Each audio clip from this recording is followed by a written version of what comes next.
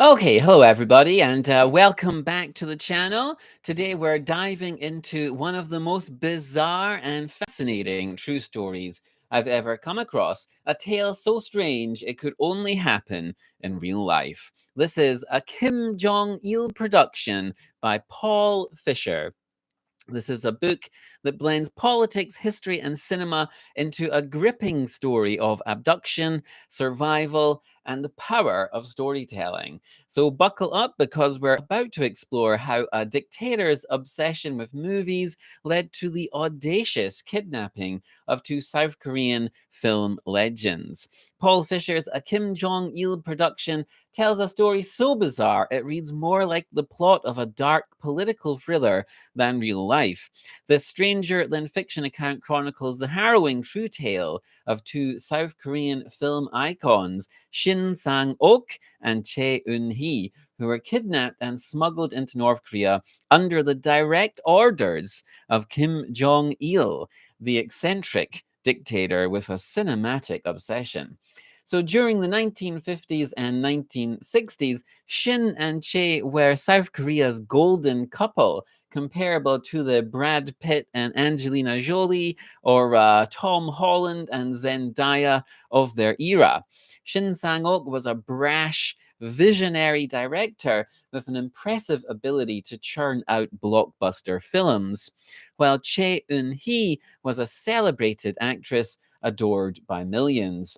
Together, they dominated the South Korean film industry, creating an enviable legacy of both commercial hits and critical successes. Yet behind their glamorous image lay personal turmoil. Che had fled an abusive first marriage to be with Shin, only to find herself betrayed by his numerous infidelities. Their relationship eventually disintegrated, leaving behind not just personal scars, but professional ones too, as their careers faltered in tandem. However, unbeknownst to them, they had a fan lurking across the demilitarized zone. Kim Jong il, North Korea's future leader and a self proclaimed cinephile, he was fascinated by the power of film as a propaganda tool. Kim harbored dreams of elevating North Korea's stagnant film industry into a globally recognized cinematic powerhouse. He envisioned producing films that would mesmerize audiences beyond the Hermit Kingdom, garner critical acclaim, and perhaps even win some international awards. But Kim lacked one crucial ingredient: film talent. In an audacious plot that defied belief, Kim ordered the abduction of both Shin and Che in 1978. Lured separately to Hong Kong under false pretenses, they were kidnapped and forcibly taken to Pyongyang.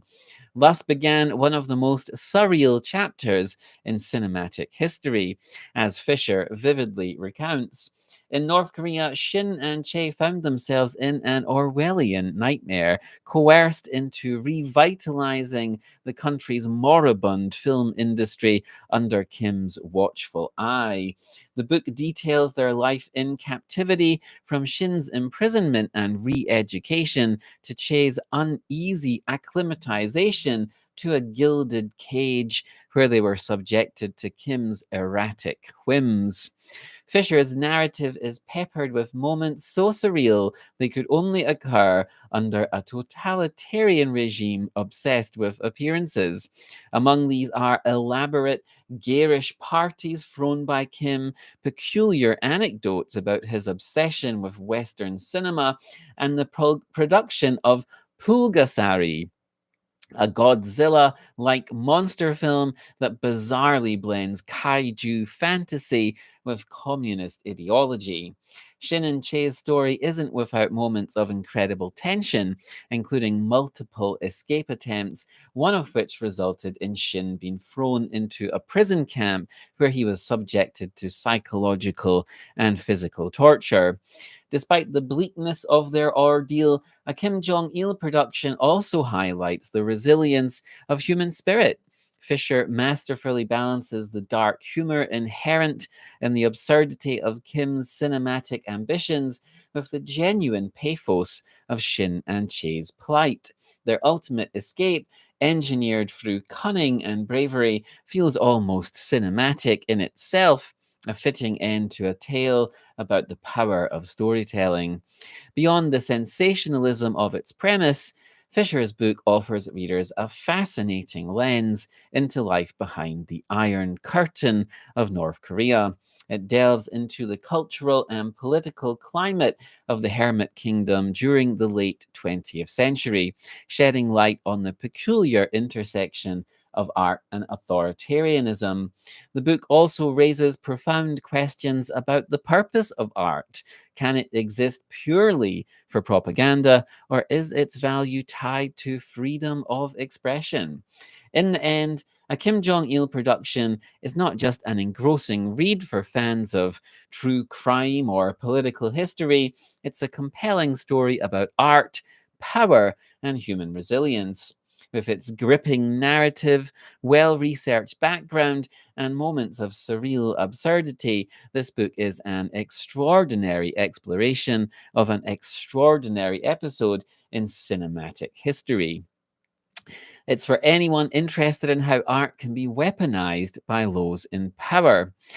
And Shin and Che's eventual escape underscores the triumph of human spirit over tyranny. So, if you're looking for a book that blends thriller like suspense with real world history, a Kim Jong il production is a must read. Have you read this book already, or do you have any other North Korea related stories to recommend? Drop your thoughts in the comments, and don't forget to like this video, subscribe for more content, and hit the bell icon so you never miss an upload. Thanks for watching, and as always, happy reading.